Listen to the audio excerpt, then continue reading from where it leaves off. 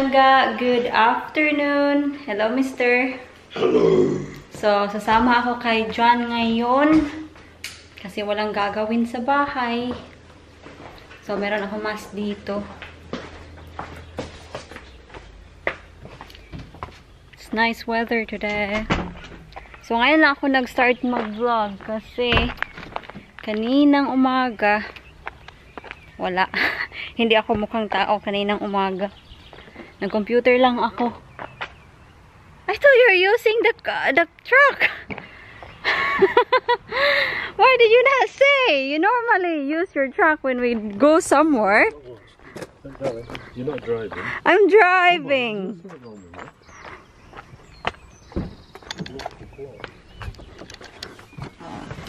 It's warm here. Open the window, please. It's so warm. No message about your boxes. No messages yet. Han! Yeah? Is it It's rain. raining? Did it rain on you, darling? Honey! I smell snow. It's funny. Proper stuff. You're so annoying, Han. Why did you turn on your... What do you call that? Washers. Washers. When I opened the window. So I could see. You told me to open the window. Well, yes, I did. Yes, well then. But Never why mind you are then. trying to Wash you? wash me? I just had my shower. Basa pa nga yung buhok ko, oh. Look at the state of the screen. Need some wiper blades. So, yeah. Kanina umaga na computer lang ako. I'm doing my practical investigation. And it makes me crazy. Crazier. Crazier. We locked the door, didn't we? Yeah. So, medyo may kahirapan siya. Pero, we'll try. I'll try. John will help me anyway. Doing my assignment. Not.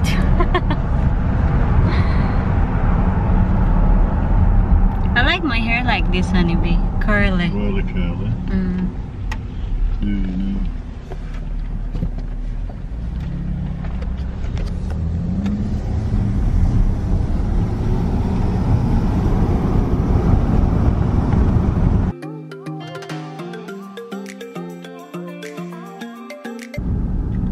So normally, itong mga palangga, itong area na to, it's so busy if it is summertime.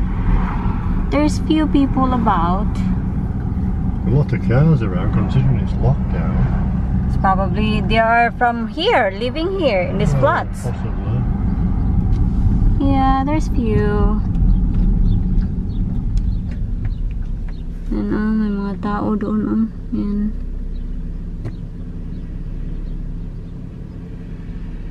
Get old pigeons on roof. Oh yeah. There, pigeons gathering.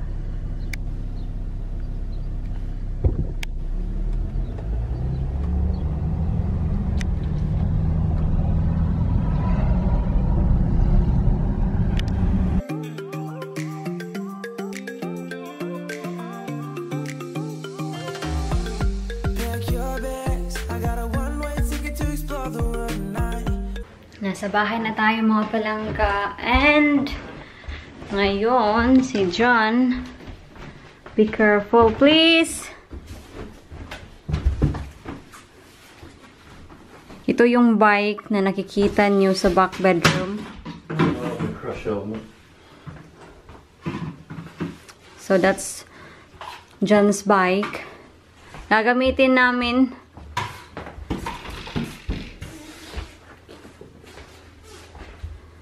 Thank you. Let's see if I can still ride a bike, honeybee. Not yours. Because alam niyo, hindi talaga ako marunong magbike nung nasa Pilipinas pa ako.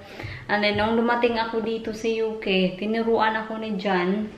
And ngayon, marunong na ako mag-ride ng bike, marunong na ako mag-balance, pero hindi pa talaga ako masyadong confidence na magbike sa daan, mostly na sa mga busy area.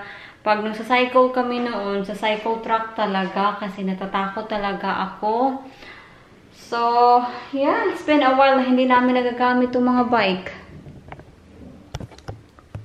Yan.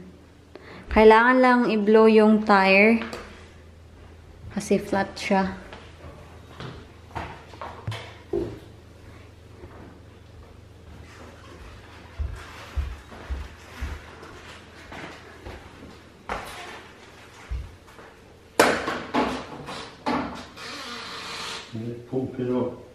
Pumping up. Needs a pumping. Meron naman kaming pang-pump dyan. Yan. And meron din tong bell mga palangga. Tingnan niyo ha. Yan, ito. Bell to. Hindi siya nagpo-focus. Yan. Yan.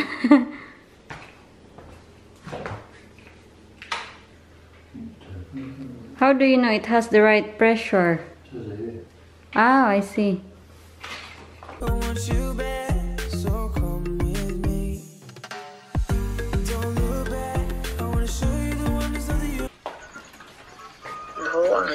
Nawara ko nito ha na oh, nag-bike-bike na. That's my bike, sweetheart. Is it okay? Mama is online at the moment.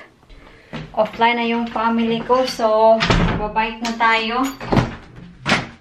So yun na nga, yung sabi ko, matagal-tagal na akong hindi nakapag-bike. So let's see. Ilalagay ko kayo dito. Kailangan nating mag-helmet.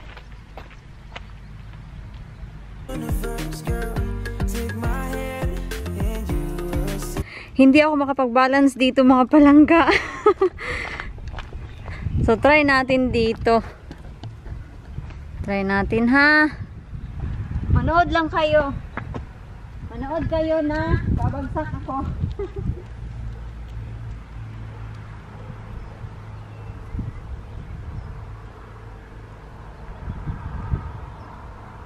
Ay!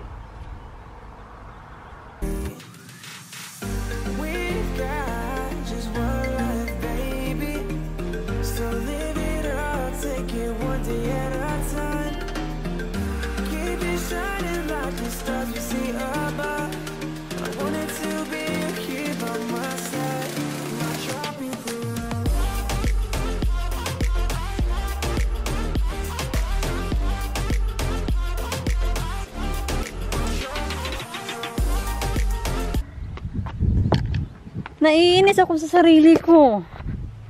Kasi bakit? Parang hindi ko na alam mag-bike. Pero yun na nga, hindi talaga ako masyado marunong mag-bike. Pero ngayon, hindi na ako marunong mag-balance. Oh, John is painting. I can smell him. Yeah, he's doing something.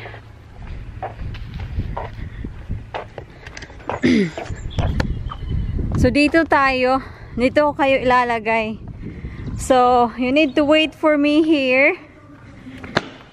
Okay?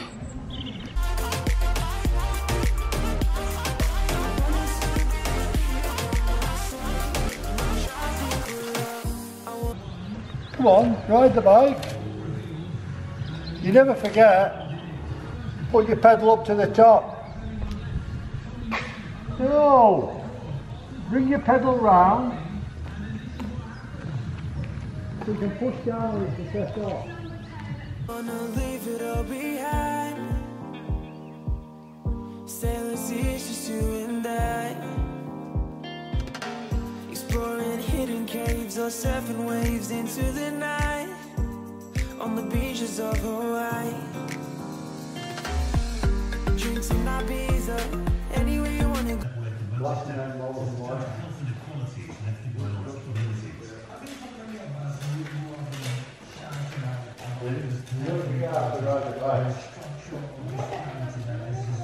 baby, you just let me know.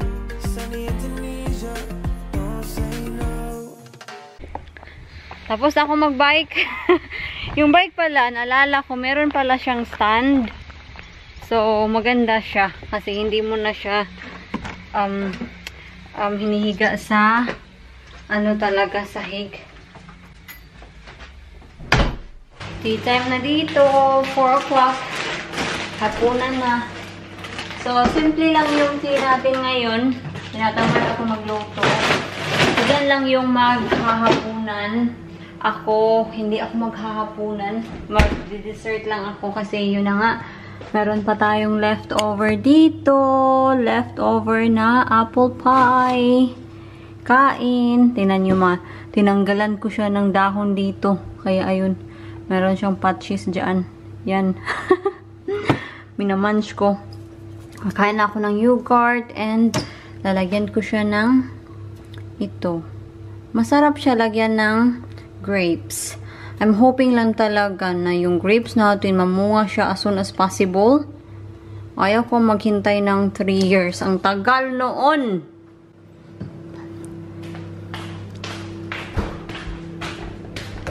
Ang tagal noon.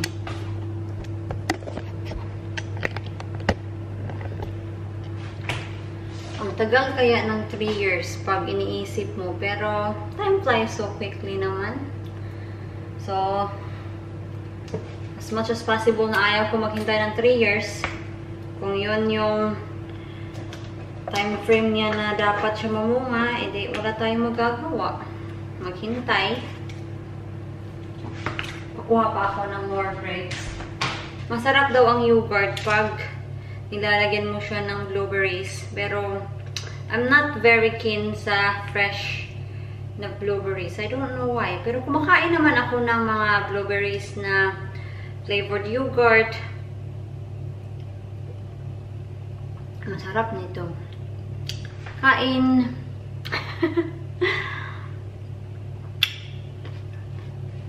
Palagi na lang talaga tayong kumakain.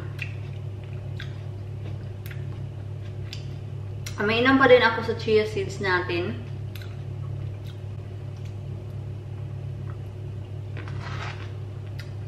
Pero hindi ako nagda-diet. Hindi na ako nagda-diet. Bukas na lang. Tapos nang kumain si Mr. So ngayon, it's my time. It's our time mga palangga. And excited ako kasi ita-try namin to. First time ko tong bilhin. Itong Swedish glaze na ice cream. I hope masarap. You mean Mazarap? Mazarap, mazarap. You have not brought the pie? No, I didn't. No, she's My hands is full. She's just interested in the Ice cream. ice cream. I'm only interested in ice cream.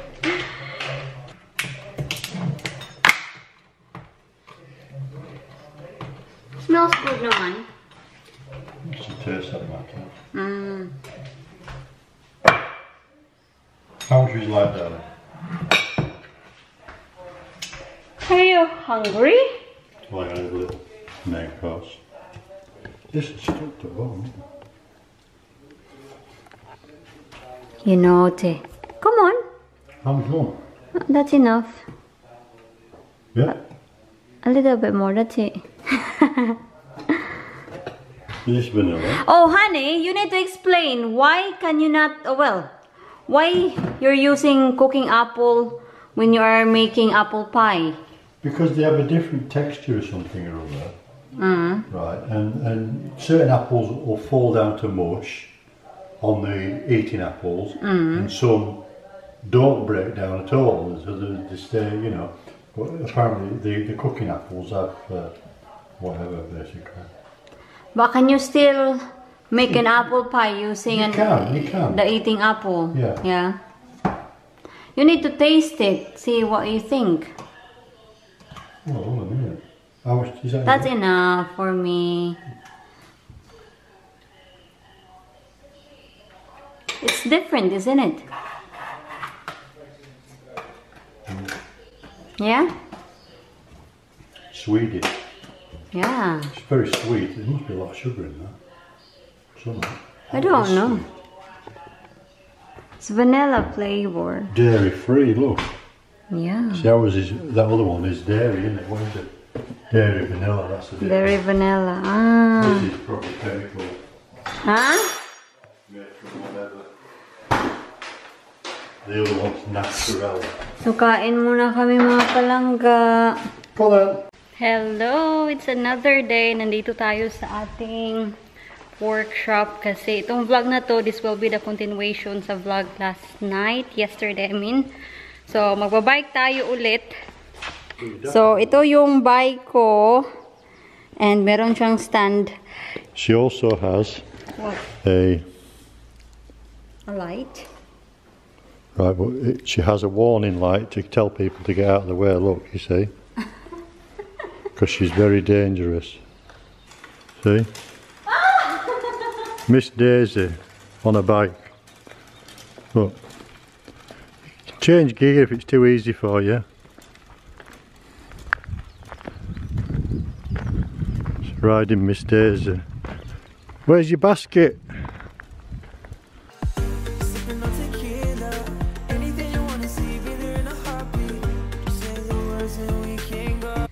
Come on, turn around.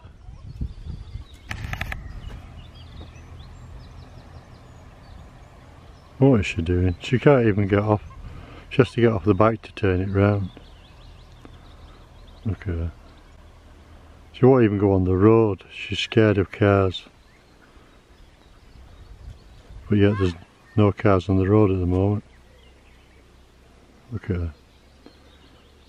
She's safer in a car than she's on a bike.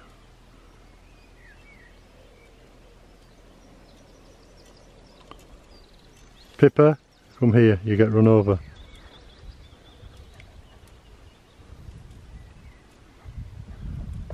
Look at Speeder, she's so energetic on a bike. Look. Why don't you change your gear, make it a bit harder? Yeah, it's too soft. Yeah, well, change it then. I don't know how. You don't know how? No. How? Which is that one? Yeah, I don't know. It's a bit soft. Is it? Oh. Of course. It's John's store now.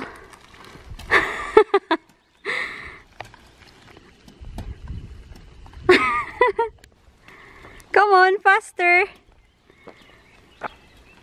Wala na kasing magawa mga palangga, kaya ito na lang.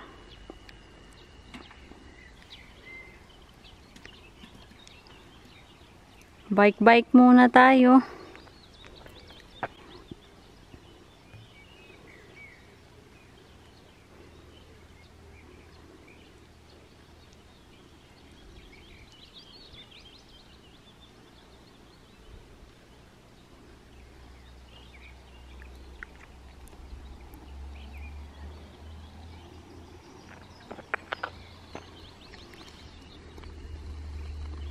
I've not got my helmet on.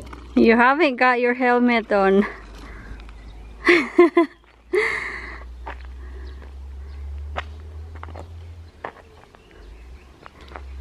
You're very good. You're very good at driving. Come on, come here now.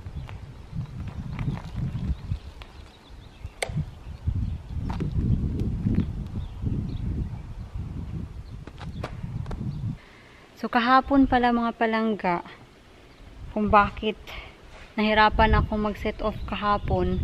First time ko kasi yun ulit i-fill or i-ride yung bike. Nakalimutan ko na yung ano pala, pedal. Dapat kung saan ka nagsiset off yung paa mo, kailangan i-rest mo yung pedal.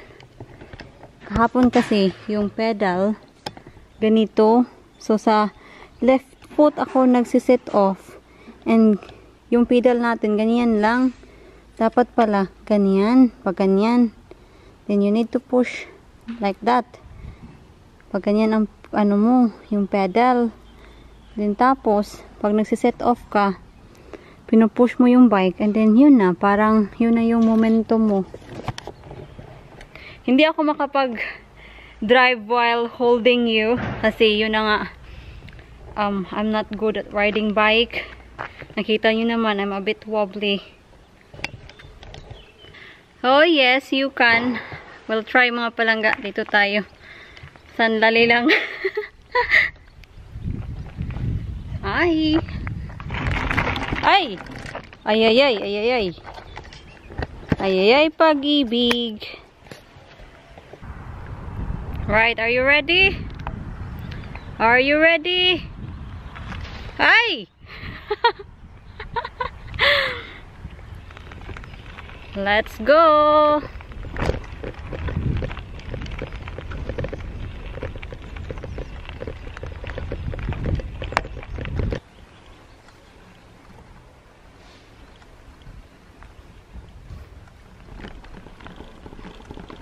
So, end ko na yung vlog natin for today mga palangga kasi wala na namang ganap. So, maraming salamat talaga sa walang sawang suporta, sa pagmamahal mga palangga. Maraming salamat po. Mag-ingat po tayong lahat. But before I end this vlog, kung naku-curious kayo kung bakit ako hindi marunong magbisikleta nung bata pa lang ako, meron kaming bike sa amin, pero yung bike sa tatay ko yun. So, nung bata pa ako, hindi ko abot. So, ang naalala ko, pinapasakay ako ng mga ate ko. Sila yung nag-guide sa akin, pero hindi ko abot yung pedal. So, nag-i-edit ako ngayon sa vlog na ito mga palangga. So, this will be an inserted clip kasi gusto ko lang mag-add sa sinabi ko. So, hindi ko napagpatuloy or hindi ko nabigyan ng chance yung sarili ko na mag-learn how to ride a bike kasi things happen din. Then, tapos, nasira yung bike ng tatay ko. And after nun, wala na kaming bike sa bahay and sa kapitbahay. Wala ka ding mahihiram kasi wala din silang bisikleta. So, growing up in the province, yung bike namin na ginagamit namin, alam niyo ba? Kung taga-probinsya ka, kung lumaki ka sa probinsya, alam niyo to. So, yung bike namin is scooter. Mag-i-insert ako dito ng picture kung may mahanap ako ng picture. Credit pala sa owner ng picture kung may mahanap ako. So, yung scooter namin or yung bisikleta namin sa probinsya, hindi yung scooter na tumatakbo talaga. This is made of wood. And it is so fun to ride mga palangga. Yes, nasubukan ko yan. Kami ng mga pinsan ko, palagi kaming pinapagalitan ng mama namin, mga magulang namin. Kasi it can be dangerous. Accident happen talaga. Kasi sa amin, sa probinsya, yung mga pinsan ko, nagkukumpetensya sila. Pabilisan sila ba ng takbo sa scooter. And yung mga scooter talaga, meron talaga silang speed. I don't know what's the speed, but mabilis talaga silang tumakbo. Lalo na pag nasa bundok ka talaga, from hill ka talaga to down. As in talaga, sobrang tuli ng takbo mo. And dangerous din kasi walang helmet. Wala talaga kaming helmet noon. Kaya ayun, bungi yun minsan. Gas-gas talaga yung abot mo minsan. And dangerous din kasi sa daan kami naglalaro. Pero sa probinsya namin, nung time ko hindi siya busy, mga ilang motorsiklo lang yung dadaan. Pero still is dangerous talaga. But thinking about all the memories nung lumalaki ako sa probinsya, kung ano yung mga fun namin noon na ngayon, dangerous na ngayon, maganda siya kasi sobrang ibang-iba na ngayon. So, hindi ako marunong magbike. Dito lang talaga. Si John yung nagturo sa akin. Si Mr. talaga yung parang nag-guide sa akin dito. But, I grow so much here. Kasi sa probinsya kasi, alam mo yung buhay sa probinsya na simple, pero like, everything ba? Kasi dun ka lumaki. You living in a sheltered place.